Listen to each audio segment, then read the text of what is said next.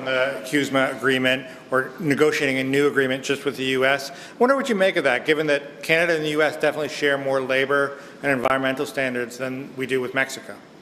Thank you for the question. I want to start with what I think is fundamental about our trading relationship with the United States, and that is that it is governed by the USMCA, the new trade agreement that was negotiated by President Trump and by Ambassador Lighthizer. That agreement really means that Canada is on a better and stronger footing vis-a-vis the United States than we were with the first Trump administration. And you're right to point to the labor standards embedded for the first time in the USMCA that were an area of really meaningful Canada-U.S. collaboration, and I think make the agreement stronger and better for both countries. Since we did that deal, a meaningful thing has happened in Canada, and that is we have toughened our position on China. And we've been doing that systematically for some time. We've been very thoughtful about ensuring that Canada controls strategic resources and strategic supply chains within our own country. And over the past few months, we have put in place significant tariffs of 100% on Chinese EVs and of 25% on Chinese steel and aluminum. We did that because it's the right thing to do, because we recognize that Chinese overcapacity, China's intentional policy of overcapacity, is a threat to Canadian workers and Canadian industries. It also makes us the only country in the world which is fully aligned with the United States today when it comes to economic policy vis-a-vis China. And that speaks to the fact that our fundamental economic interests are so aligned. Now, I have been hearing for some time from people close to the incoming Trump administration, but also from other American business leaders, and indeed from members of the outgoing Biden administration, some concerns that Mexico is not acting the way that Canada and the U.S. are when it comes to its economic relationship with China. And I do have some sympathy with those concerns we've heard from our American counterparts. What do you make of Doug Ford's plan? You didn't really talk about that at all. If Mexico doesn't get stronger on China, should a bilateral trade deal be on the table? I think I made myself pretty clear, but let me just say, our economic relationship with the United States is strong. It is mutually beneficial. If anything, it is on a firmer footing today than it was before the renegotiation of the NAFTA trade agreement.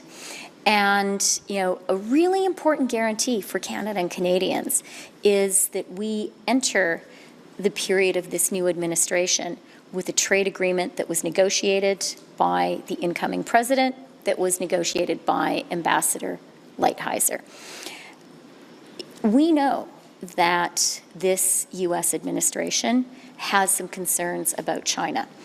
And the fact is, we share those concerns. Well before this election, we have been clear that China has an official policy of oversupply, a policy which is designed to undermine some of our fundamental industries, like the car sector, like the steel sector, like the aluminum sector, like critical minerals and metals. And we have been acting to defend those critical industries. We've been acting with tariffs. We've been acting by being very, very careful and systematic about preserving Canada's national sovereignty and our control over our critical supply chains in our own country. Having done that, we are very aligned with this U.S. administration on the issue of China, which is a central issue from them.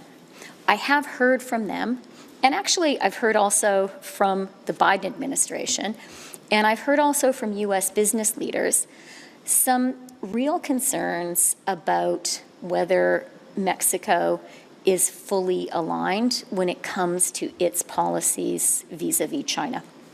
And I think those are legitimate concerns for our American partners and neighbors to have. Those are concerns that I share. Digital services tax is up. Are you ready for this to head to dispute settlement if that's what the Americans choose? I think the fact that this is being handled within NAFTA is another sign of how special and how privileged the Canada-U.S. trade relationship is. That is the right way to be handling this and looking at it, and we are happy to continue to work with our American partners on it and on all other issues. On this DST question, the first Trump administration conducted Section 301 investigations of every country that imposed a DST. They pulled out of the OECD negotiations. Their position was very clear last time around. No DSTs, no way, no how. Do you have a plan if they come back with that approach? Because your DST has already caused problems with the Biden administration, which is still involved in the OECD. Thanks for raising the international aspect of that issue, because Canada's position on this is really clear and very straightforward. It is that some of our closest friends and partners and allies, the UK, France, Italy, currently have DSTs in place. Indeed, Italy and France are talking very seriously about significantly raising the level of their DSTs, and they are facing no trade consequences with the United States.